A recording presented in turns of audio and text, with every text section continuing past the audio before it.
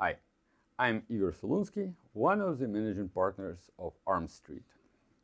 And because of military history and history of armor is one of my lifelong interests, I would like to talk a little bit about the evolution of helmets in the Kievan Rus between 9th and 13th century. The question of this evolution is quite interesting because an example of Kievan Rus, we have a cross-influence between several general cultural and military trends coming together. If you look at generally in Eastern Europe, you see the two distinctive regions. One is that western part of Eastern Europe, basically today's Poland, Czech Republic, Slovakia, Hungary, Romania, and Bulgaria. They were connected on the north on a relatively short Baltic corridor with the Scandinavians, but they had a very long borders with the Holy Roman Empire, and they were also coming in contact with the Byzantine influence on the south. On the east, they were bordering by what became Kievan Rus. Well, the Kievan Rus is today part of western part of Russia, Belarus, and Ukraine. On its own terms, it was bordering on the east with the corridor of Great Steppes. So if you know the Great Steppes, there's a corridor of Great Steppes coming all the way from the Pacific Ocean to the Pannonian Plains in southern Hungary, changing its width between 1,000 miles and maybe a couple of hundred miles on the west. It provides uninterrupted corridor for the trade and migration for the steppe nomads. So any trend appearing in the steppes will be spread all over the Eurasia in relatively short historical terms. So if you look at the helmets which we have in archaeological findings for the period between 9th and 13th century, and we have about 37 or 40 of them, some of them in pretty good condition, most of them is in the fragments of different states. We can divide them on 6 distinctive types. In the 70s, Soviet archaeologist Anatoly Kirpichnikov made a pivotal survey of the helmets, and we're still using those typology when we're talking about the Slavic helmets in academia. So basically, he divided, well, somewhat arguably because all typology and classifications are somewhat arbitrary, he divided the whole known at the time Slavic helmets to the 5 types. Well, he didn't have a lot of fantasy and imagination, so he named them just type 1, 2, 3, 4, and 5. And type 2 had some sub-variations, which we also will talk about. But basically, if you look at the evolutionary matter, to the type 1 and 5 are basically helmets with pretty much sole Western European Union.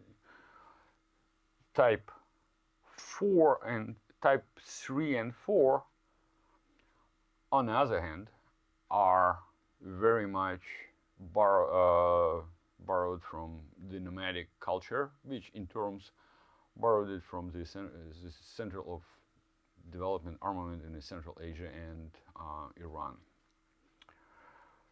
And type 2, with its evolution, well, that is probably where we can say that it had most local peculiarities and could be treated as a cross-cultural development type. So if we'll start from the type 1 is a very simple conical helmet. very much the same as we can observe in the museums. For example, St. Wenceslas helmet in Prague, dated to mid-900s, or we see those helmets on the Bayeux tapestry. It's mid-11th century. That type in the Western Europe replaced the Spangen helmet of early medieval time, and not changed a lot from 10th to 11th century. The two most famous examples of Type 1 helmets, it's a helmet from Chernihiv, which is late 10th century, and the helmet of Nemea is 11th century. They're, as you can see in the pictures, are relatively well preserved for the archaeological findings. And if you can see the type of Nemea helmet is very well decorated. Again, they're made of steel, made of two halves. Chernihiv helmet is riveted, Nemea is welded.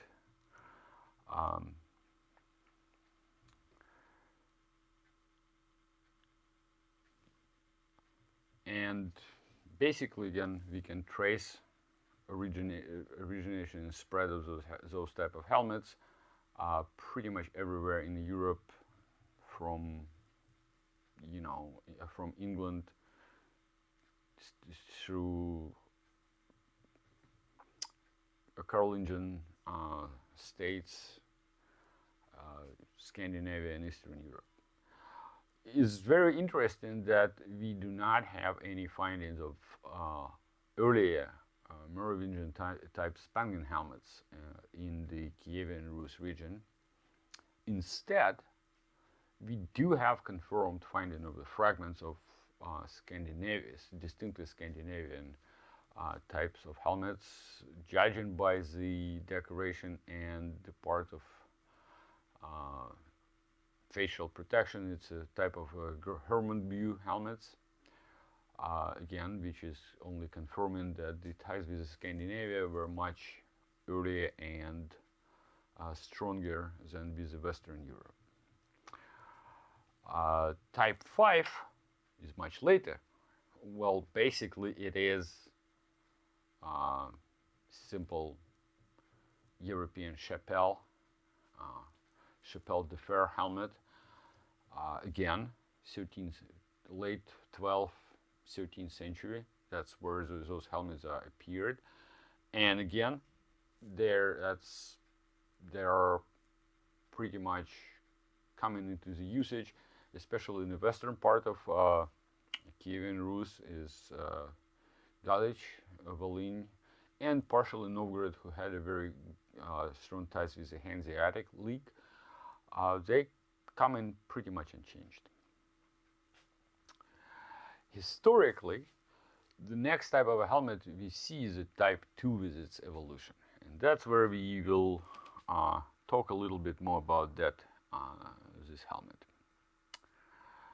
So, Type 2 is slightly vary from typical conical helmet because its bottom part is a little bit more rounded, and then it's smoothly coming to much more narrow and slender top. In the earliest version, we find as a little conical sleeve where probably plume was found. Later it's transformed in a little top, additional top cone mounted on the top of the helmet. And the later we see in 12th and 13th century, that cone is developing into a relatively long spike, where, as the iconography say, a little flags were mounted called yelobets in medieval Russian. And again, we because the Kirpichnikov made those type distinctive because, again, it's a sort of a smooth and sinuous shape, which is very distinctive for the area. Early example of helmets are made from 4 pieces riveted together with no reinforcement bands like Spangen helmet. It's just 4 pieces. Front and back piece are much larger and usually have some figure-shaped edges to add the decoration. Also, those early helmets has a very distinctive kind of a trident shape reinforcement or decoration on the front, and 2 diamond shape elements added on top of the main helmet skull with the large rivets. We have quite a lot of those helmets.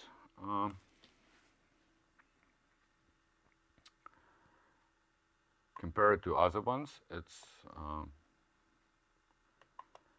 so if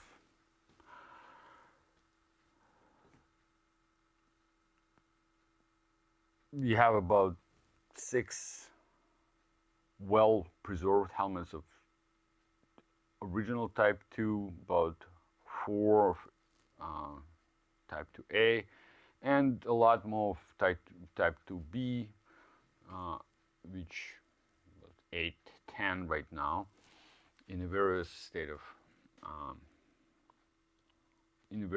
of preservation.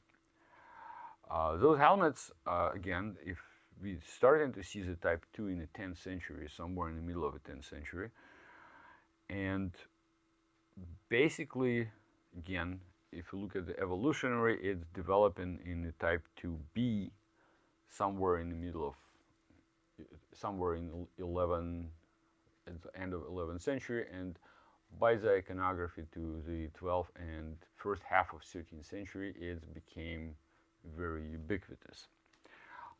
Again, in way of evolution, the helmet, we see that the helmet is gradually getting deeper, sitting deeper in the head, and in the 12th, 13th century, we see the additional very articulated nasal protection with the cutouts for the top of the eyes, again, which is, again, create a very distinctive view of those helmets. Again, Kirpichnikov's theory, based on archaeological finding of the 70s, was proclaiming that this is the original Slavic type of a helmet. However, in 80s and 90s, we found a lot of those helmets in the eastern areas adjacent to Kievan Rus, but definitely beyond its borders. So with some variations. So the contemporary academic theory is that originally that type of helmet assembly was developed somewhere in the Central Asia. Again, 4 pieces with 2 larger front pieces and 2 smaller, narrower side pieces, was developed somewhere in the Central Asia, and by nomads, and Khazar Khanate was brought in contact with the Kievan Rus, and then they developed that, especially that later tall shape with a spike. Another type helmets we see a lot of them. It's a Type 3. Again, mostly in the fragments, but we have several very well preserved ones. They're well, if we're talking about that, if you have a very, very cylindrical bottom of the helmet, and then you combine it with a deeply fluted octagonal top, and end it again with a tall spike, that basically would be a description of a Type 3 helmet. Again, they were relatively deep-sitting, distinctively used in 12th and 13th century, pretty much in the first half of the 13th century, which is interesting. What those helmets also famous for is that they usually associated with the development of a facial mask. Some of those facial masks are preserved, as you can see, and found, in the burials.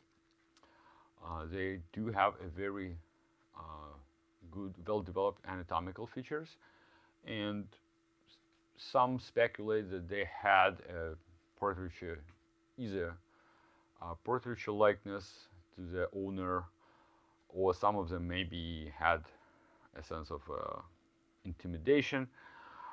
But that type of masks and helmets are very well known outside of Kievan Rus for the Turkic nomads of 12th and 13th century, and specifically in the connection with the Kievan Rus, with the Kuman tribes, and part of the Kuman tribes which were allied, either allied or in a direct service with the Kievan Rus principalities.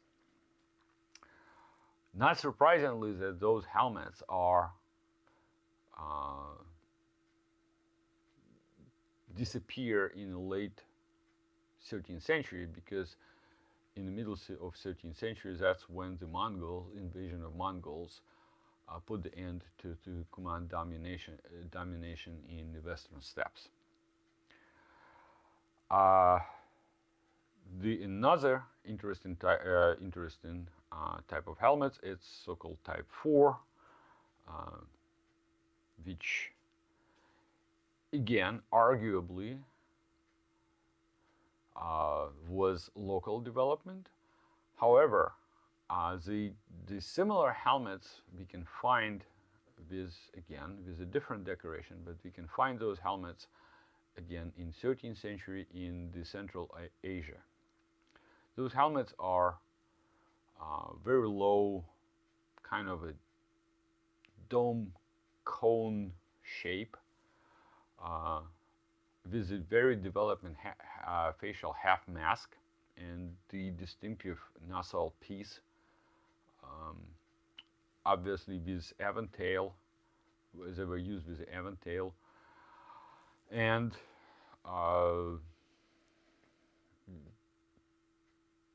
from several examples, we can see the with the variation of in decoration of those helmets. One of them, the earliest one, which was found in 1808, was originally attributed to the Prince Mstislav Vsevolodovich, which is right now very much debatable because it's probably changed several owners.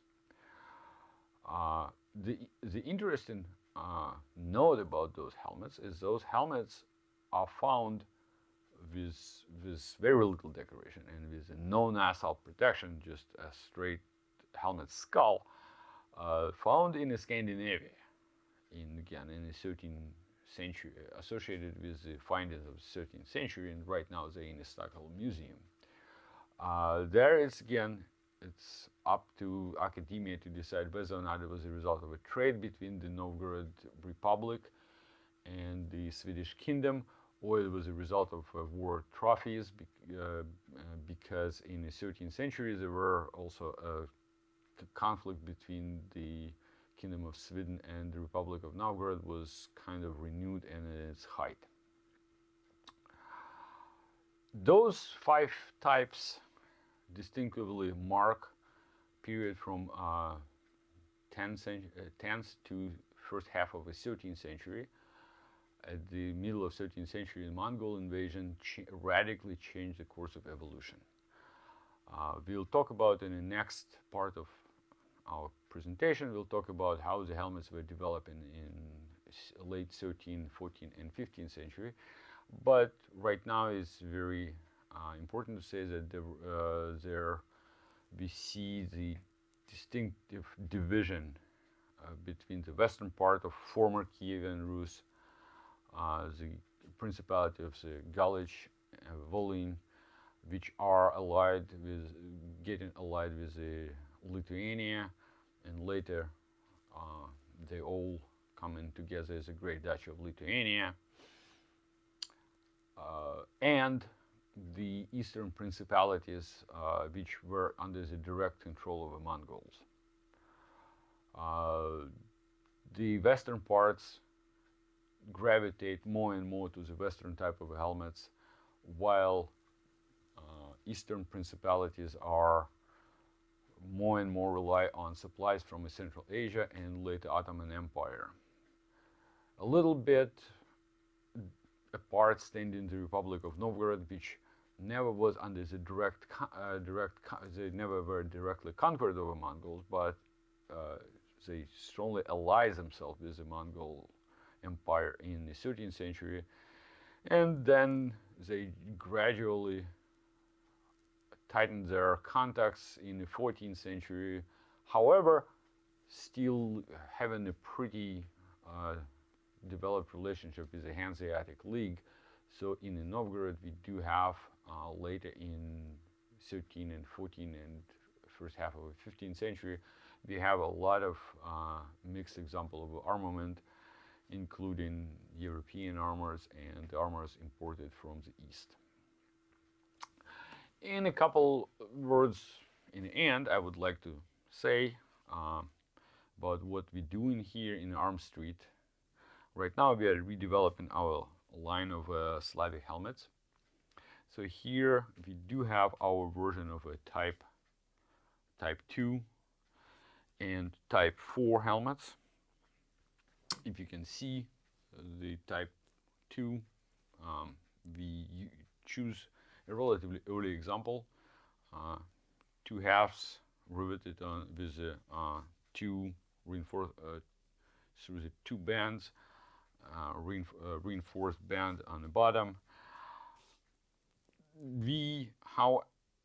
And again, the Aventail going to be mounted with the vervels and the steel rod, which is historically proven.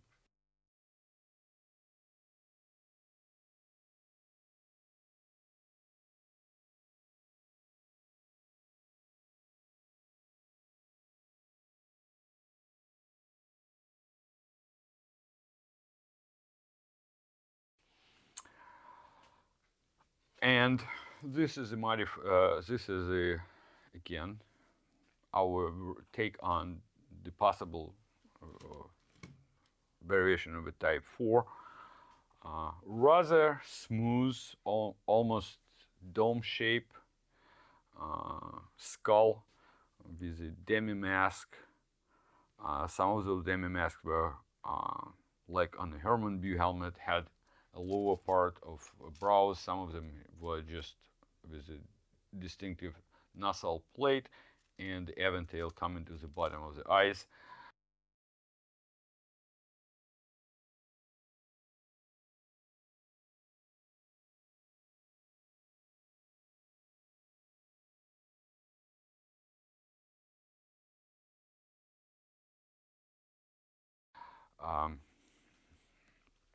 Because we're doing those helmets for the SCA, we have to put some variations because of the safety measures.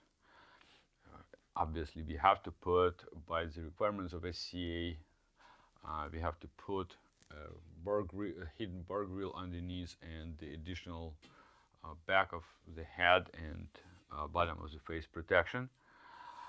And we obviously have to lower down the conical part of the helmet and smooth it up, because to prevent the dangerous situations arising if you have a tall, sharp pike on the helmet. Here we also have a hidden bar grill and facial reinforcement. as well as the hidden part on the bottom of the helmet, which is, so the helmet is sitting slightly deeper than the historical helmet would be sitting. Both of the helmets, in proportionally to the size of the head they design, are larger than the historical examples.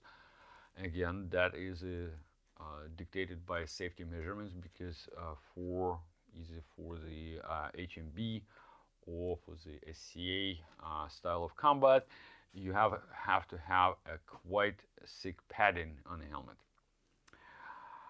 So until the next time, I'm